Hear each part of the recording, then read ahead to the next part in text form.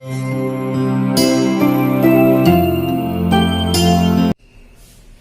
छात्रों, मैं वेदव्यास पांडे आपके अपने YouTube चैनल न्यू संस्कार क्रांति के साथ आप पढ़ रहे हैं प्रारंभिक शिक्षा के नवीन अभ्यास के अंतर्गत कोठारी आयोग।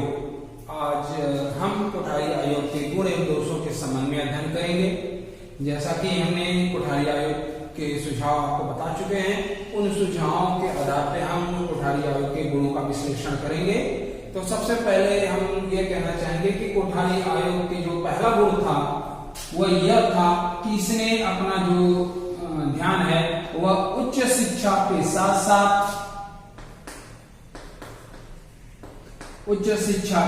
साथ माध्यमिक एवं प्राथमिक शिक्षा पर भी ध्यान केंद्रित किया।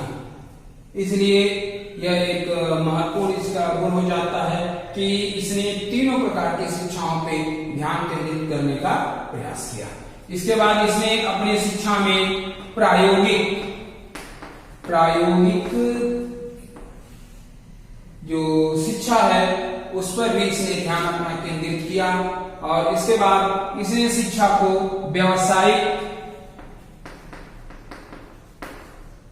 एवं व्यवहारिक भी बनाने का प्रयास किया।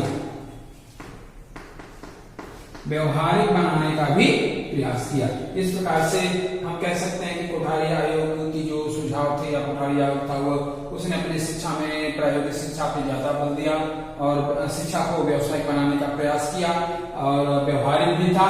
इसके अलावा तकनीकी शिक्षा पर भी इसने अपना ध्यान फोकस किया। इसके बाद हम ये कह सकते हैं कि अगला जो गुण था वो यह था कि कोठारी आयोग ने एससी, एसटी, ओबीसी, अपवंचित वर्ग,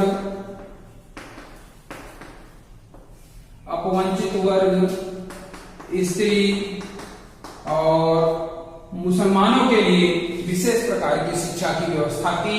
इसके अलावा जो उसने बालक एवं बालिका के लिए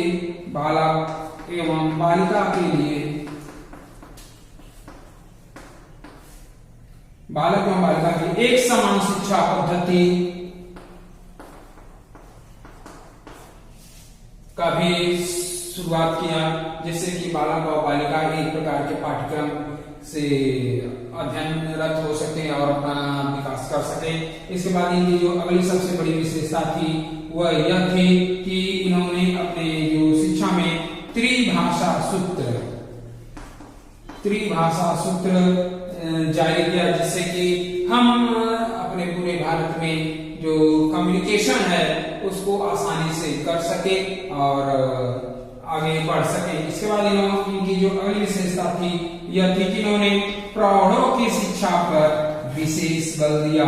जो 15 वर्ष से लेकर 30 वर्ष तक व्यक्ति थे जो कि अनपढ़ थे या पढ़ाई लिखाई से उनका कोई नाता नहीं था या वो छूट चुके थे, उनके लिए इन्होंने विशेष प्रकार के प्रावधान का सुझाव दिया। और इसके बाद इनकी जो अगला सुझाव था कि 14 वर्ष तक के सभी बच्चों के लिए निःशुल्क एवं अनिवार्य शिक्षा जो है इनकी व्यवस्था थी। इस प्रकार से जो कोठारी आयोग के जो गुण हैं वह हमें सामने स्पष्ट रूप से दिखाई पड़ते हैं। इसके अलावा इनके जितने भी सुझाव हैं उनको आप अपने शब्दों में थोड़ा सा घुमा के लिख सकते हैं, वह सब इनके गुण के रूप में आ जाएंगे। और उनके हमारे कोठारी आयोग के जो सुझाव को देखने के लिए कि क्या सुझाव थे, आपको कोठारी आयोग के जो 3 अलग अलग पार्टों के वीडियो हैं उसको देखना पड़ेगा। अब हम आते हैं कोठारी आयोग के दोषों के संबंध में। चलिए अब हम बात करते हैं कोठारी आयोग के दोषों के संबंध में। तो कोठारी आयोग का जो सबसे बड़ा दोष था, इसका जो त्रिभाषा सूत्र था उसका असफल हो जाना। कहने का तात्पर्य है कि जो त्रिभाषा सूत्र था वह असफल हो गया। क्यों असफल हो गया, इसकी चर्चा हमने आपको पहले कोठारी आयोग के पहले वीडियो में हमने किया था। एक बार हम फिर इसमें थोड़ा सा संक्षेप में बताने का प्रयास कर रहे हैं कि कोठारी आयोग ने 3 प्रकार की भाषाओं का जो सिद्धांत दिया था। एक गैर हिंदी भाषी और दूसरा हिंदी भाषी। तो इन्होंने पहला भाषा सूत्र के रूप में इसे कहा कि सभी लोग अपनी मातृभाषा में अध्ययन करेंगे। तो गैर हिंदी भाषी क्षेत्र जिस खास क्षेत्र से बिलोंग करते थे उस क्षेत्र की भाषाओं का उन्होंने चयन किया। जो हिंदी भाषी क्षेत्र थे वे लोगों ने हिंदी का चुनाव किया। परिणाम जैसा तस बना रह गया, ताकि कम्युनिकेशन हो ही नहीं पा रहा था। अगर तमिल वाला है तो उसने मातृभाषा के रूप में तमिल को लिया, और हिंदी वाला है तो उसने अपनी मातृभाषा के रूप में हिंदी का चयन किया। परिणाम स्वरूप यह जो स्थितियां थी कायम रह गई और जो कम्युनिकेशन गैप था वो बना रह गया। इसके बाद इस कोठारिया ने ये कहा कि अब हम दूसरी भाषा का चयन करेंगे जो कि पहली भाषा नहीं होगी। तब इसने कहा, लोगों ने गैर भाषी हिंदी जो क्षेत्र के लोग थे उन्होंने कहा कि हम अंग्रेजी का चयन करते हैं। तो हिंदी भाषी क्षेत्र के लोगों ने कहा हम भी अंग्रेजी का चयन करते हैं। परिणाम स्वरूप कम्युनिकेशन की जो भाषा थी वो अंग्रेजी हो गई। लेकिन अभी भी बहुत सारी, चूंकि जब ये कोठारी आयोग आया था उस समय सन 64 और 66 का दौर था, 1964 और 1966 का दौर था। उस समय पूरे भारत में बहुतायत संख्या में लोग अंग्रेजी नहीं पढ़ रहे थे। इसलिए इस समस्या को दूर करने के लिए कोठारी ने कहा कि अब हम तीसरी भाषा का चयन करेंगे। तो गैर हिंदी भाषी क्षेत्रों ने अलग भाषाओं का चयन किया, जिसमें से अगर असमिया का है तो उसने मलयालम चयन किया, अगर तमिल का है तो उसने कन्नड़ चयन किया, अलग अलग भाषाओं का। और दूसरी अन्य भाषा का इन्होंने चयन कर लिया।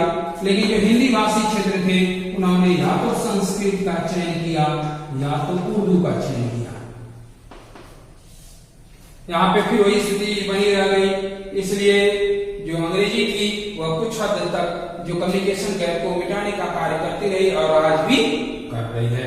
इस प्रकार से ये जो फार्मूला था उनका असफल हो गया। जहां तक कोठारी आयोग के दूसरे दोष का संबंध है, तो इसमें जो इन्होंने शिक्षा संरचना प्रस्तुत की वह अस्पष्ट थी। जो उन्होंने 10+2+3 की स्थिति इंगित किया, उन्होंने अस्पष्ट किया। क्यों? क्योंकि वे बोले कि हम क्लास 10 तक, प्राथमिक लेवल पे, मिडिल लेवल तक हम मातृभाषा का चयन करते हैं, उसके बाद हम हिंदी का चयन करते हैं, उसके बाद कोई अन्य भाषा का चयन करते हैं।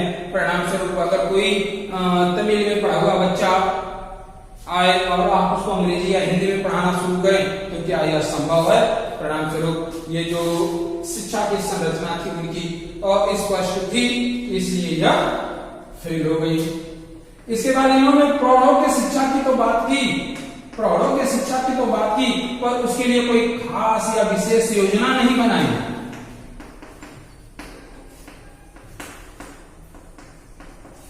कि हम प्रौढ़ों को किस तरह से पढ़ाएंगे, उसके लिए क्या कार्यक्रम होगा, किस तरीके से होगा, कितने दिन का होगा, क्या कार्य अवधि होगी, कब उनको मौका मिलेगा। क्योंकि जो प्रौढ़ होंगे वे वैवाहिक जीवन से संबंध रखने वाले होंगे, और जब वैवाहिक जीवन से संबंध रखने वाले लोग होंगे तो निश्चित तौर से उनके पास समय की कमी होगी, क्योंकि वो अपने आजीविका के साधन और आजीविका के कार्यों में लिप्त होंगे। परिणाम स्वरूप उनके पठन पाठन का उनके पास समय नहीं होगा। इसके बाद इन्होंने जो बालक